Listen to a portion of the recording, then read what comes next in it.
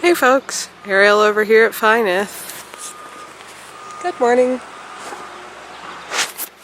Anyway, it's early summer and I thought I'd do a little look at what's going on around my house. Sorry I haven't had many updates lately, just been busy. This is a time of year where all of a sudden everything needs done at once. Just start at this end of the clearing. Flowers are growing. Most of these things were either wild that I transplanted or gifts from somebody who was thinning their own stuff. The irises are about to open. The purplish pink flowers in the back are wild geraniums. Got more. This is my first iris bud that looks like it might open later on today. Got the remains of some daffodils and such down there. A few little pansies growing. Need to weed the raspberry bed again. There are some raspberries growing. We'll see if the roots survived their transplanting last year and then rough winter. Some of them did not, but I have to pull some more grass out of there. Come on over here. I've got a few tiny little lilac bushes. Oh, and there's a hummingbird. I don't know if you can see him through the trees. Not sure where he went. Anyway, there was a hummingbird. Got a couple little tiny baby lilac bushes, and this poor little guy is even trying to bloom this year. Got some more flowers in this little bed around the couple trees and the old oil can. Nothing much blooming there at the moment. But the flowers around the house are looking good. There's one of my mini robins. Along the back of the house here I've got mint, which I cut off a few days ago and made tea out of, so that will have to grow back. But flowers around the front, looking good. Around this side as well, still partially shaded. The lawn's probably going to need mowed here again soon, but fire pit's still all ready to hang out if I had time to have somebody over for dinner again. Got, if you notice the hoses in the lawn, I've got 4 hoses with sprinklers like this on the end, and a setup with a trash pump down in the creek. If you've ever heard of a trash pump, they're made to pump water with lots of crud in it, which is what you get during spring snowmelt, and it pumps enough volume up the hill that I can run 4 of those sprinklers at once, which is nice because we had a dry spell. Now it rained a little bit last night, so nothing's very dry right now. Overall, the garden's doing fairly well. Light's kind of bright here to see anything, but got little baby chard, came up from seed there. My peas are not happy. Some of them are growing, but they just don't look happy. I'm not sure why. Let's see if we get anything from that. But I have been picking chard leaves, that kind of rainbow mixture all the way down the row there. This side of the bed I've got carrots. Multiple kinds. We've got purple and orange and so on. The white things are frost covers. They're all rolled up right now, but you can see these hoops. If we get a cold evening, I can simply unroll the cover up and over there and hopefully protect all the plants from at least a mild frost.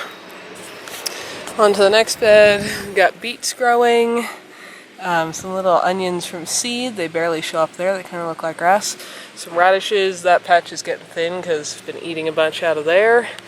The other side I've got kale in several colors. That was green. Over here I've got purple kale. Got some Brussels sprouts growing. There is, of course, a limit to the variety of things you can grow in this climate. Got some more chard here. This was a few plants I bought to get an earlier start. They look a little cut back right now because I ate most of them for dinner the other night. I just keep cutting off the outside leaves, and that keeps growing out new ones. In between, there was another pea bed, and again, they do not seem happy in my soil. And some bigger kale I've eaten a few times off of as well. So there's some little peas coming up, but for the most part, they're not really doing much. I might plant something else in there or replant peas, we'll see. Got some more beets, again a Head Start one, a few from some plants I bought. Some onions down that side. We got 10 of these beds.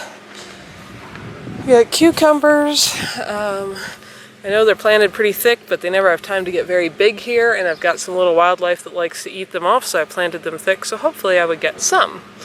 My potatoes are just up through the mulch here, growing. You can see there's more cucumbers on the other side of the bed with some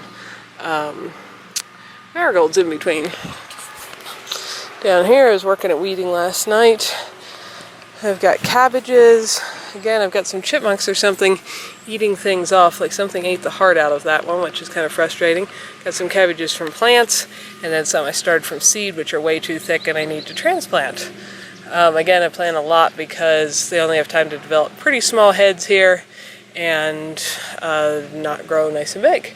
Anyway, in between, got more potatoes coming through, and then green cabbage on the other side.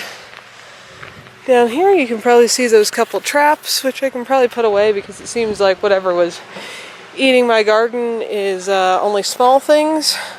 Wasn't sure what size of critter was eating things off. As you can see, if you look down this bed, there was a solid row of things like broccoli and marigolds on one side and squashes on the other, and something's gone through and eaten off a lot of whole plants. Like the whole row should look like this stretch, and over here there is absolutely nothing, so I'll have to replant something since they ate off all my plants. Anyway, the traps were to try to catch something to figure out what was eating it, but the only thing I've caught is chipmunks, so I guess that's all the bigger of a critter I had. Anyway, the few they didn't eat off are growing well. Got a little squash here that's got its first big flower on, and a little tiny squash, but they grow awful quick, so in a few days we can probably eat some of that. I'm just kind of bummed that more of the plants didn't survive being eaten. I've got a bean patch down both sides here that looks like they're doing fairly well so far. In between, again, I have more squashes I'd planted from seeds, and something ate most of them. Like, that's how big they should all be, and most of this is just a few weeds I'm going to have to scrape up because something ate everything else off. So I might try replanting some squash, but it might be too late at this point. I have a good fence that keeps out the big critters, but little ones are still a problem. The big, tall, corn-looking things are actually garlic that was planted last fall. Come around to this side. When you plant it in the fall, it looks like this by now. But when something goes through underground, eats off the majority of the garlic bulbs, you can see how spotty the big ones are there, over the winter, then you replant it in the spring, and the spring ones are only this tall. So we'll see if I get anything off of those compared to the big tall guys. In between, I've got a second beet planting just coming up, super thick. Onions, some more onions down this side. Second planting of carrots, which is just up there. On both sides here, they're kind of just looking like grasses. Got some more squashes, again, spottily eaten off down through the center there. And my last, final 10th bed, rhubarb is looking great. My horseradish is actually up with leaves unfurled that you can see. That one's the biggest. And on this side, there's two more little ones there and there with just some little baby leaves coming out. Got 2 strawberry plants that survived. Everything else seems to have died, but they're putting out runners, so I'm gonna let them set runners like this and then hopefully propagate a whole bunch more back off of these 2. This whole bed was strawberries except for the rhubarb end before. And just yesterday, I thought they had gotten their seeds eaten as well, or just weren't going to grow. I'd planted some rhubarb seeds. I left that strawberry, but I'm pretty sure it's a wild one. I had planted some asparagus seeds just to see if they would grow. And just yesterday, I noticed these tiny little feathery fronds coming up in neat little rows all over here. I don't know if you can see them very well in this light, but I have asparagus, so we'll see if we can get an asparagus bed.